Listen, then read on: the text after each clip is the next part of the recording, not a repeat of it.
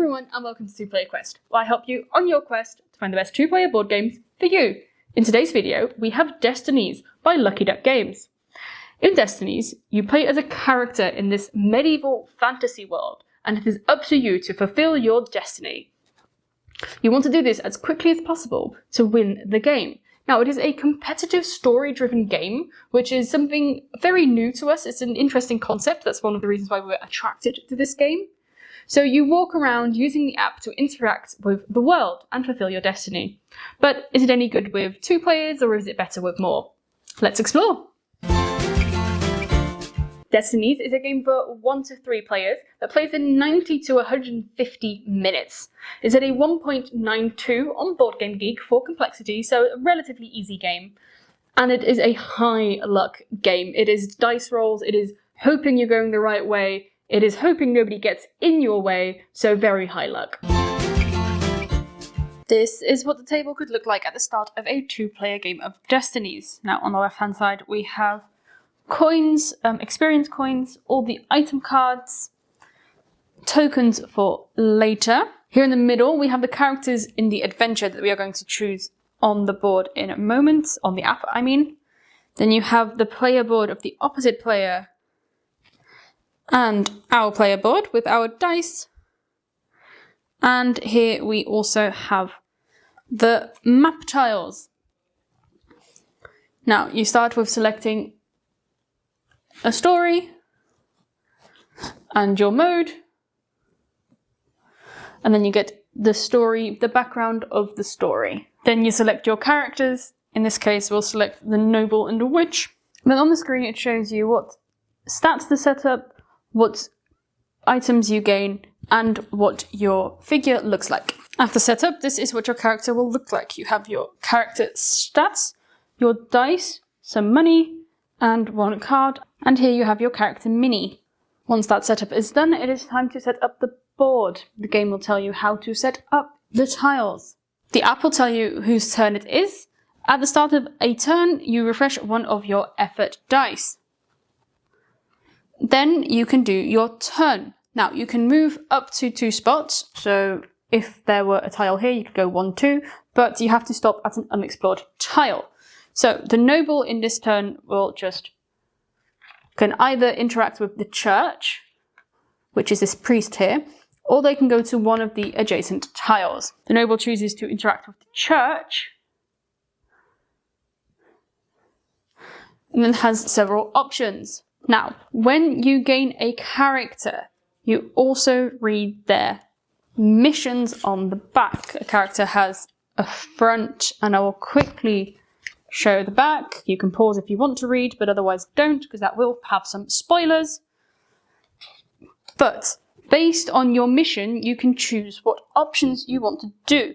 Now, you always read the text at the top out loud, because the screen is private. So if it is the noble's turn, the screen would be showing their way, and the other players cannot see what it says on the screen. And you don't have to tell the people the options. So for example, you would pray and you would get something. If you see this symbol or one of the other skill symbols, that means it is a skill check. I will explain that in a moment. And you can usually also ask about your destiny, in which case you would scan the destiny you want of what they say, and you do read this aloud. The only stuff you don't read aloud is the options and anything that's in italics. When you go to a new part of the board, you click on it on the app and you explore. This will usually open the board more, and it will also tell you the points of interest on the tiles. For example, this one has an inn and the smith and a mayor's house. And then the witch can choose to interact with one of these people or tokens or places. The witch decides to interact with the smith. This is where you would set up a trade stack. So you grab the items out of the item piles and make a stack which is visible to everybody to see what they can trade at the blacksmiths. If it has this QR code symbol on it, that means you can scan a QR code from the game.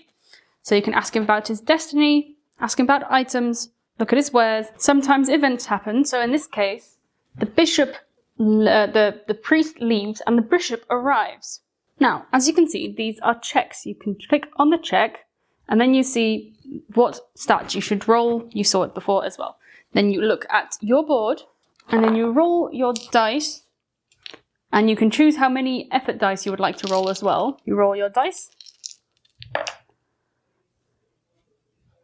and then you consult your chart. So we count these, which makes 4, because it's a 3 + 1, which put 4, so that's 1 success, and this happens to be a success. So by counting those up, you can see how many successes you have. So in this case, we would have 2 successes.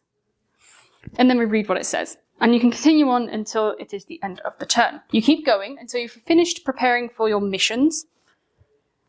After that, you go to the spot indicated on your card, and you can start the finale. The finale is a series of checks to win the game. So the finale is the end game. The first player to finish the finale is the winner of the game. Now, multiple players can be in the finale at the same time, so it all depends on who finishes it first. Once you finish the finale, the game ends, the story will continue, and there will be a winner. Destinies is a very easy game to teach. 5, possibly 10 minutes, if it takes a long time. But the gist of it is very simple. You walk around the map, you use the app to interact. If you have to roll a check, you roll the dice. Fulfill your destiny. That's it. If you are looking for a story-driven game that you can play once, and then after that try to optimize it, you know what you're doing, you know what you're looking for, but how quickly can you do it? Or if you really want to explore the whole world, this game has several modes. So you have challenge mode, in which it's basically makes it more challenging. It also has explorer mode, in which you can basically just explore everything. There's no time limit. You can just look what's around. Now, when it comes to replayability, this game is basically non-existent when it comes to replayability. You played a scenario once, you know what's happening, and after that, you know exactly what happens. So the replayability to us is extremely low. So if you're looking for a replayable, story-driven game that will be different every time, this is not it.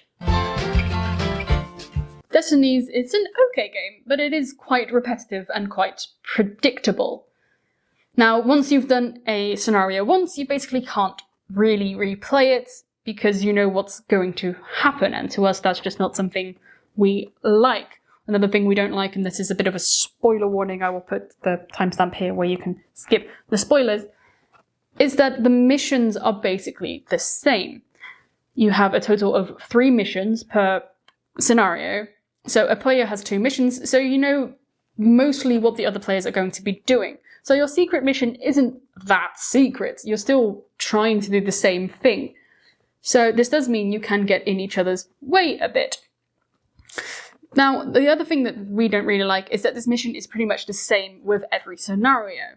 So it's always, oh, find this. Oh, basically, find 2 of these and do something with them, or find 3 people, or whatever. And this is just something that we find gets quite boring and very predictable. Now, another thing we don't like is that another player can get in your way without them knowing. And by getting in your way, I mean they can completely ruin the game for you without them knowing that they're doing it. So, for example, sometimes they can destroy something you need, or I had once, there was one item that I needed, and it was sold to someone else before I even knew I needed that item, and there was no other item in the game. So that meant that one of the missions I wanted to do was basically no longer possible, because somebody, unbeknownst to them knowing what it was, bought an item that meant that I could no longer do that mission. But you keep hoping that you might find that item again, but you just don't. And this is something that also really annoys me and other people, that you can just basically ruin somebody else's mission without them knowing you're ruining their mission. So it's a bit of a weird mechanic to us that this is something you can do. Now, one thing that is both a positive and a negative in this game is the fact that you can start the finale with multiple players, but starting the finale first doesn't mean that you are going to win, because the finale is a set of rolls. So if you roll well, you'll win quicker than if you roll absolutely terribly, like I did last time. And my husband still won because I was just rolling like crap. Which is both a good thing and a bad thing. It's nice that even though you are a turn or two ahead, doesn't mean you win. It also means that you were a turn or two ahead and you were doing very well, but you still didn't win. So do with that information what you will. Is it a good two-player game? In general, I would say yes. If this is a game that you like, if you like this concept, then this is absolutely a good two-player game. It plays very well with two players, but you just need to make sure that this is the game you want. Destinies can be played with up to 3 players. Now, when you play it with more, you get more hints outside of your turn about what's where, what you can do, how you can interact with certain things. So that extra information can be useful and can mean that you can get to your goal quicker. But I would still recommend playing this with 2 rather than 3. Mainly because it feels like you're doing more in your turn. You also have less people that can get in your way, as I stated previously. And because then there's one mission you have that the other players don't know about.